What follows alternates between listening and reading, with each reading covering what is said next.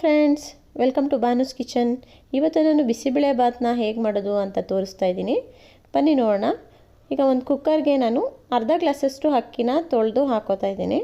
ಮತ್ತು ಅರ್ಧ ಗ್ಲಾಸಷ್ಟು ತೆಗ್ದು ಬೇಳೆನ 10 ನಿಮಿಷ ಮುಂಚೆನೇ ನೀರಲ್ಲಿ ಹಾಕಿ ನೆನೆಸಿಟ್ಟಿದ್ದೆ. ಅದನ್ನು ಕೂಡ ತೊಳೆದು ಹಾಕೋತಾ ಇದ್ದೀನಿ. ಇದಕ್ಕೆ ವೆಜಿಟೇಬಲ್ಸ್ ಎಲ್ಲನೂ ಆ್ಯಡ್ ಮಾಡ್ಕೊತಾ ಇದ್ದೀನಿ. ಬೀನ್ಸು, ಕ್ಯಾರೆಟು, ಹಸಿ ಬಟಾಣಿ ಮತ್ತು ಆಲೂಗಡ್ಡೆನ ತೊಗೊಂಡಿದ್ದೀನಿ. ಇಷ್ಟು ಅಳತೆಗೆ ನಾನು 5 ಗ್ಲಾಸಷ್ಟು ವಾಟರ್ನ ಹಾಕೋತಾ ಇದ್ದೀನಿ. ಹಾಕ್ಕೊಂಡು ಸಾಲ್ಟನ್ನು ಆ್ಯಡ್ ಮಾಡ್ಕೊತಾ ಇದ್ದೀನಿ. ಕಡಿಮೆ ಅನಿಸಿದ್ರೆ ನಾನು ಲಾಸ್ಟಲ್ಲಿ ನೋಡಿಕೊಂಡು ಆ್ಯಡ್ ಮಾಡ್ಕೊತೀನಿ.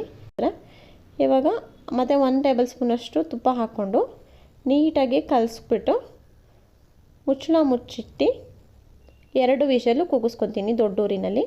ಮತ್ತು ಒಂದು ಪ್ಯಾನ್ಗೆ 5-6 ಬ್ಯಾಡಗೆ ಮೆಣಸಿನ್ಕಾಯಿ ಮತ್ತು ಪಲಾವ್ ಐಟಮ್ಸ್ ಎಲ್ಲ ತೊಗೊಂಡಿದ್ದೀನಿ. ಏಲಕ್ಕಿ, ಚಕ್ಕೆ, ಲವಂಗ ಮತ್ತು ಅನಾನಸು, ಮರಾಠಿ ಮೊಗ್ಗು, ಮತ್ತು ಅರ್ಧ ಟೇಬಲ್ ಸ್ಪೂನಷ್ಟು ಕಡಲೆಬೇಳೆ, ಒಂದು ಅರ್ಧ ಟೇಬಲ್ ಸ್ಪೂನಷ್ಟು ಉದ್ದಿನಬೇಳೆ, ಒಂದು ಅರ್ಧ ಟೇಬಲ್ ಸ್ಪೂನಷ್ಟು ಧನಿಯಾ ಕಾಳು ತೊಗೊಂಡಿದ್ದೀನಿ. ಎಲ್ಲನೂ ಡ್ರೈ ರೋಸ್ಟ್ ಮಾಡ್ಕೊತೀನಿ. ನಾನು ಪೌಡರ್ನ ಅಂಗಡಿದು ತೊಗೊಂಬಂದು ಹಾಕ್ತಾಯಿಲ್ಲ, ನಾನೇ ಇದು ಪ್ರಿಪೇರ್ ಮಾಡ್ಕೊತಾ ಇದ್ದೀನಿ. ಸೊ ಅದಕ್ಕೆ ಇದು ಪೌಡರ್ ಮಾಡ್ಕೊಳ್ಳೋದಕ್ಕೇ ಈ ಥರ ರೋಸ್ಟ್ ಮಾಡ್ಕೊತಾ ಇರೋದು. ಇದೇ ರೀತಿ ಮಾಡಿ ನೋಡಿ, ತುಂಬ ಚೆನ್ನಾಗಿರುತ್ತೆ.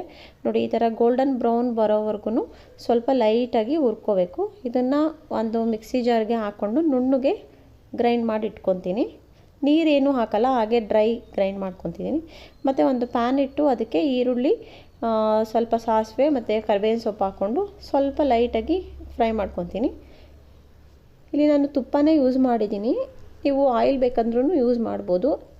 ಮತ್ತು ಸ್ವಲ್ಪ ಕಡಲೆ ಬೀಜನೂ ಆ್ಯಡ್ ಮಾಡ್ಕೊತಾ ಇದ್ದೀನಿ, ಹಸಿ ಕಡಲೆ ಬೀಜನ ಆ್ಯಡ್ ಮಾಡ್ಕೊತಾ ಇದ್ದೀನಿ. ಮತ್ತು ಒಂದು ದೊಡ್ಡ ಟೊಮ್ಯಾಟೊ ತೊಗೊಂಡಿದ್ದೀನಿ, ಅದನ್ನು ಕೂಡ ಹೆಚ್ಚಿ ಹಾಕ್ಕೊಂಡಿದ್ದೀನಿ.